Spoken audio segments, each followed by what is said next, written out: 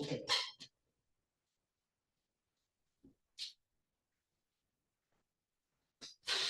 Morning. Steilacoom's favorite vagabond and beach. We did separate trips to Egypt this past year. I was there in February, we were there June. And Dick asked us separately to talk about Egypt. We were gonna do separate presentations and decided that we should combine this together. So, we titled it, "You Can't Take It With You." I'll explain Egypt, you can't take it with you. I'll explain that a little more in a couple minutes. But the alternate title is 5,000 Years of History in 15 Minutes. So bear with us. Next slide. When you go to Egypt, you'll see a lot of amazing sites, a lot of amazing edifices. And everybody expects to see the pyramids, but they were just from one period in Egypt. So we're going to go through the different periods and how they did things there. So there's a framework for understanding what you see. The earliest recorded dynasty was the early dynastic period. That's about 3200 BC. And the significance of that is there was King Minos, who was a descendant of the god Horus. Like other ancient civilizations, those who were rulers are thought to be divinely inspired or even related to gods. So a lot of that philosophy guided what they built and what they did. Then King Minos was interesting because he united Upper and Lower Egypt into one country, and he ruled from the city of Memphis, and that's about 11 miles south of Cairo on the Nile. You'll see a picture of the Nile set, and you'll see the significance of that. He was followed by Dozier, and Dozier was the first one to build a step pyramid, and that's a step pyramid. That's just dried bricks, very unstructured, but you got to start somewhere. Next slide. Oh, and I'm sorry. In the step pyramid, you still had some of these entrances. Yeah. Okay. Yeah, go on. Yep. Move back forward. In Memphis, that's the step pyramid that he built. But this one is Manus. And if you can see at the very end there, there's steps. And you have to crawl down those steps, and then you have to bend over and walk way down this chamber. But if you do, there's a big reward at the end of it because all the paintings are on the wall when you get there. So it's quite a thing. But these are built around, what, 2900 BC. So they were well into it. And with the pyramids, it's like, why did they build pyramids? They built pyramids because this is the way their divinely inspired rulers guaranteed passage to the afterlife when they died. How did they build them? There's a myth that a lot of these are built by slaves. What we were told is, in fact, that is not true, but they did pay their labor by feeding them well. And so that's how they got people to build that. The pyramids were elaborate tombs, and they were filled with gold, lapis lazuli, and other treasures from the area. Hence the title, "You Can't Take It With You." Next slide. And this is the one that everybody recognizes. This is Giza. That was built around 2700 BC and built by a guy named Khufu. And there's Diane and Pete climbing the pyramid. But anyway, Khufu built ironically, these pyramids now are almost in a suburb of Cairo. So you can look out from a big brand new museum and see Giza. This is the big pyramid of Giza. The next slide, please. And it's built with two smaller ones on the side of it. Those are for the smaller ones are for his sons. And this is a period where the mummification began for certain things. Next slide. About 2700 was the time of the Old Kingdom. And this is a time where they built better pyramids. It was a time of prosperity, peace, and they grew a lot, you know. They also constructed the Sphinx to guard the pyramid there. It was a time of road building. It was a time of irrigation systems. Now think about that. Think of Egypt. not a lot of water there, only the Nile. And they also, it's time where we can find the earliest hieroglyphics. Next slide. Then there was an intermediary period, about 2200 BC. And between the kingdom rulers, you had your period of decline. So the first intermediary period was caused by a 50-year drought, but also because they had poor finances because they spent all their money building these pyramids. There was decreased central power because the government was weak and they were like warring factions. So that diminished the presence of rulership. About 2000 BC, the Middle Kingdom arose. Oh, I'm sorry, go to the next slide. By the way, sorry, back one, excuse me. Now to the Nile, the one of the Nile. This is the Nile River, and most of your edifices are built along the Nile. Starting from Cairo and going all the way down to near the High Aswan Dam. Depending on where you're rolling from, depending on if you wanted to hide things from invaders. So just to get an idea of the Nile and how it affects things. In the Middle Kingdom, the one about 2000 BC, once again, Egypt is reunited and it's ruled from Luxor, which is about midway between Cairo and the High Aswan Dam. This is a time of peace, prosperity, modern irrigation, and trading via ships. So they started to use the Nile as a means of trading with different countries, made them richer. Pyramids, the big fancy pyramids that were visible to everybody were no longer built because of, like I said, the cost. And instead, mortuary complexes are being built. And you'll see some pictures of those. And then the next slide. The other thing that happened with these older pyramids is invaders would see them and say, what's going on in here? Go inside and take all that lapis lazuli and gold. So they started thinking, maybe we ought to make things a little different, maybe a little less obvious. So next slide, please. So then they started building different structures, and this is Karnak, and that was built during the Middle Kingdom. And lots of edifices around it. And next slide. This is my picture. This is what we think was one of the earliest Excel spreadsheets. I'm a fan of Excel spreadsheets, so I had to put this in there. But it's amazing some of the things that were going on during that time. So the Middle Kingdom goes on for a while, and then they have another declining period, the second intermediary period. And what happened is the Hyksos that were horse owning and chariot owning group that was probably from the area of Palestine came in, rode over, and began to attack them.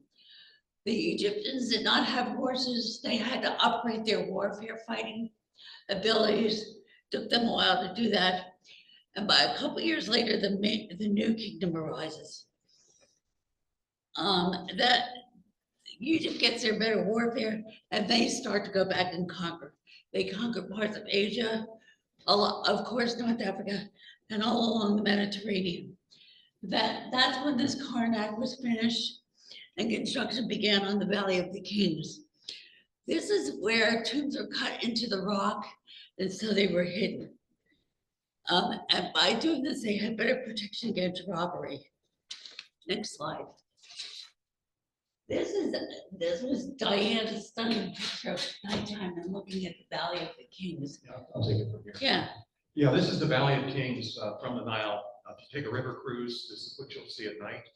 And this was really, it's a UNESCO heritage site. It's the burial site for the New Kingdom pharaohs, as she said, because the pyramids, you could find everything. These sites were hidden.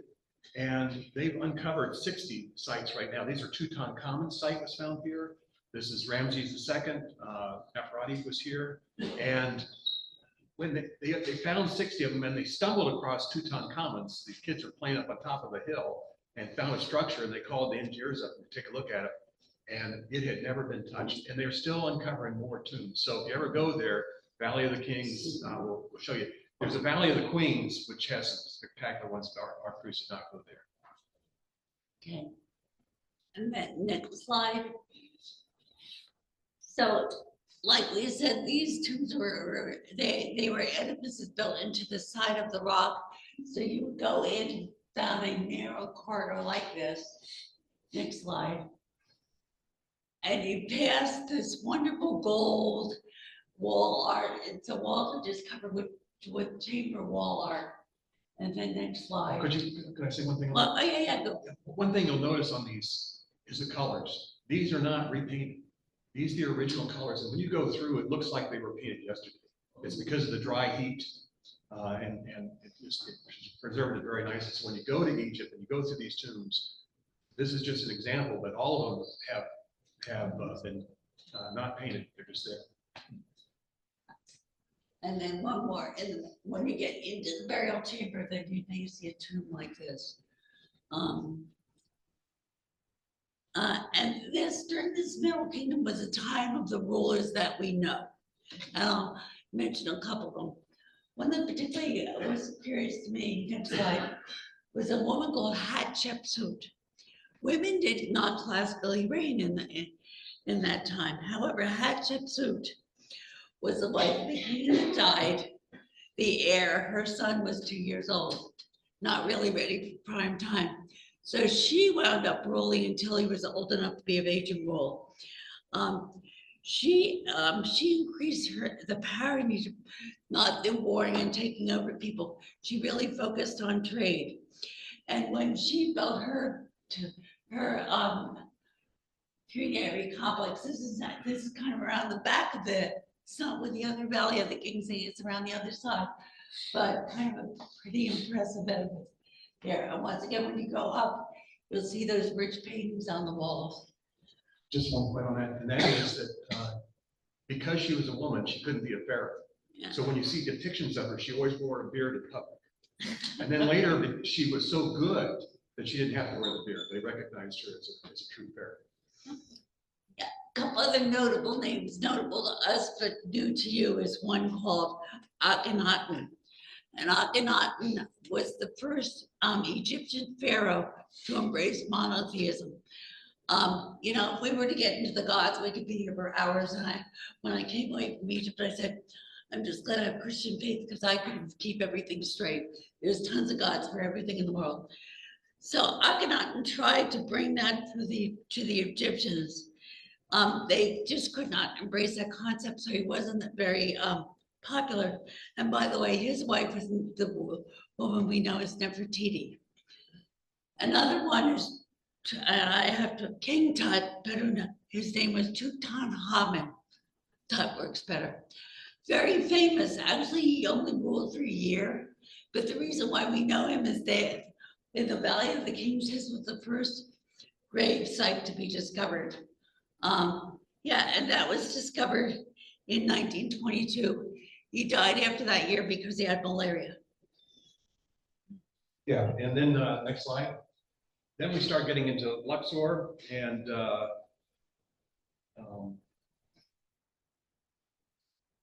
yeah, just go ahead, next slide. Sorry. So then we talk about Ramses. Ramses was quite a character. He ruled for 69 years, and Ramses II, and we'll see more of his things coming up. But we look at the mandatory temple worship. This is a monument to him, and then we get into the next one, which is next slide. Is Abu Simbel. Now Abu Simbel, if you ever go to Egypt and they offer you a flight down to see this, it's worth it. It's also a UNESCO heritage site, and this was built to Ramses II had 30 wives. Nefertiti was wife number 29 and the one he really liked, and he built this monument to her. But all the pictures are of him. He was quite an egoist. So that's the entrance to that, but it's worth the additional money to go down there. You'll find it's complete. So it was built. This was actually moved. This would have been flooded by Lake Nasser. So when they built this, They had 4 years to move this. Now, they came up with all kinds of concepts. They had a concept of putting a bubble over it, couldn't do it. So they moved it some 65 yards back and up, and they built it with about 1,000 blocks weighing 100 to 200 tons. And they recreated it, even left on the left side, you'll see that statue that's destroyed is the same, this appears the same as it did when it was built. So well worth the trip to Abu Simbel. Did you want to say anything on that? Yeah, my impression of Ramses too, because I always need to compare things. To me, Ramses too was like the Trump of his time. He loved building great edifices. He was a wonderful self-promoter. The people loved him because he brought prosperity. So I think of him in that way. Yeah, and these statues are about 60 feet tall. Next slide. And then he built Abu Simbel. We call this Abu Simbel 2. This is the one for his wife, which is just a little bit smaller. And being the egoist he is, all the pictures are of him. But he built that for his wife, his favorite wife. He said, now he married number 30 because he was sort of an adventurer and went in to try and conquer Syria. Didn't work out for him, although he thought he did. If you see depictions, you'll see of him of him winning. But basically, he had to marry the daughter of one of the kings in Syria to make peace. So wife number 30 was that. I don't know how he explained it to Nefertiti. Okay, next slide. Okay, Temple of Horus. Did you want to say anything about Alexander the Great? Oh, okay. So now we're moving towards wait a minute. Now we're moving towards 300 BC. So, and it's a time of conquering. Now Egypt is conquered by the Greeks. And really a significant time because that was Alexander the Great. He established the city of Alexandria on the Mediterranean. I was lucky to be able to go to Alexandria. I wanted to go there because I'd heard all my life about the great Library of Alexandria. We'll show you the new library. But when, of course, he named the city after himself, Alexandria. He wanted to make this a city of intellect and planning ahead. So he brought in astronomers, he brought in arithmeticians, and he brought in all these people to try and develop this advanced knowledge-based city. So that's a little bit about him. It was another time of great economic growth. And this is the time when they think the Rosetta Stone was created. That is now in England.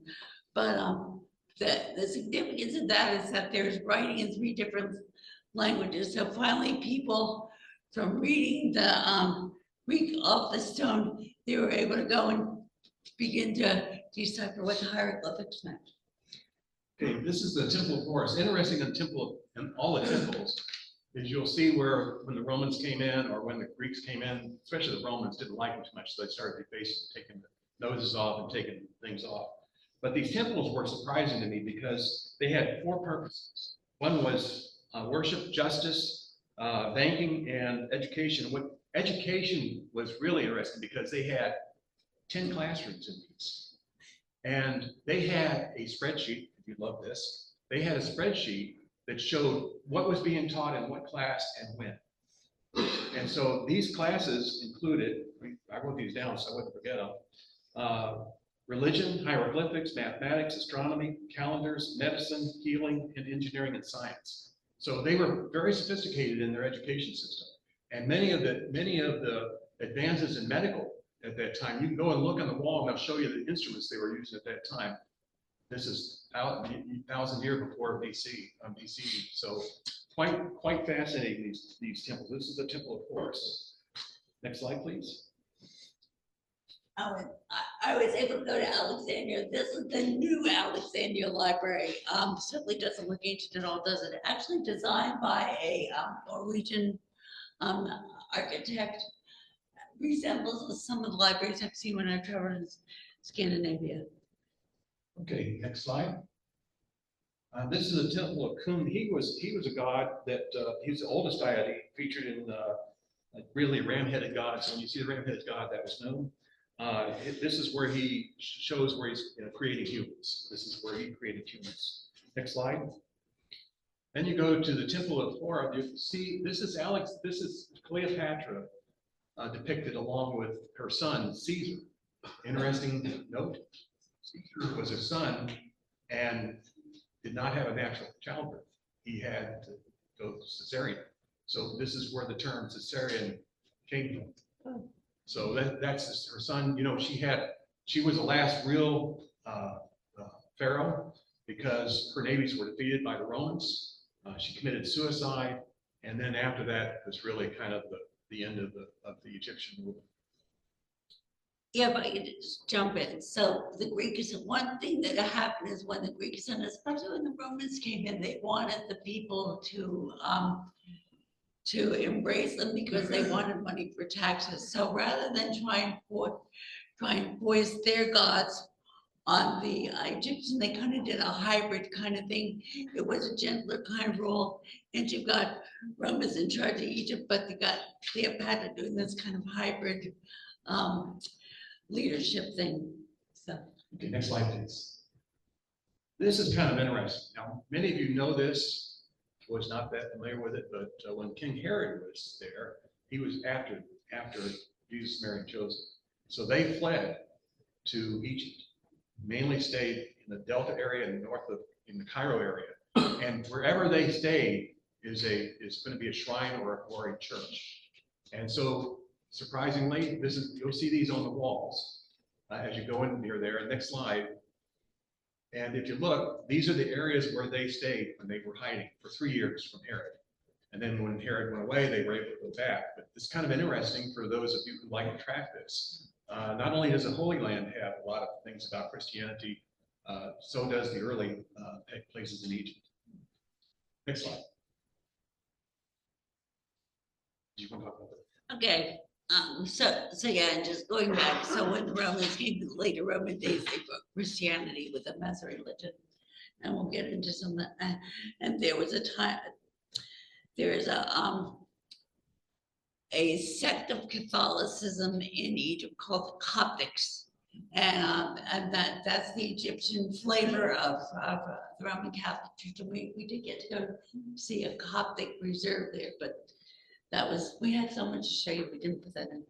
The next people to come into and conquer about 642 AD were the Arabs, and they brought their Muslim religion with them.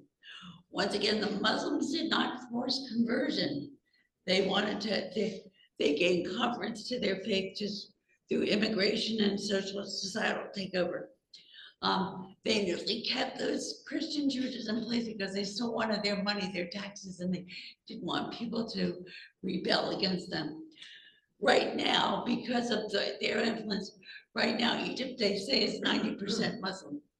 So, yeah. And it seems to be kind of at least from my viewpoint, when we were looking at it, they seem to get it together. We had 2 Egyptologists, one was Muslim and one was Coptic Christian. And everybody seemed to get along pretty well. It seems pretty calm there. Next slide. Now, we had a chance to see the Grand Egyptian Museum. This was just before they moved King Tut's over from the old museum. This is the largest museum in the world. And you'd have to spend 4 or 5 days there. It is now open in July, formally opened. And this is a must-see, but again, it would really take you 4 days to go through that because they really have laid it out well. They show you different things from society to rulers to how they lived on a daily basis, and they take you all the way from the old kingdom to the new kingdom. And it's quite fascinating. Yeah, and interestingly enough, when you look out the window of this museum, it's in Cairo. You can look at it, you can see the 3 pyramids of Giza, so it's kind of like the old and the new. But they were very excited about opening this because it's got 5,000 years in one little building, so some pretty impressive stuff. Yep. Next slide, please. Oh, sorry. When I go, I have to take my blue car with me. This is how I send pictures back every day to my grandson and show him what he's going to see in the world. They're more impressed with the animal pictures, so he liked me being with the camel. Next slide.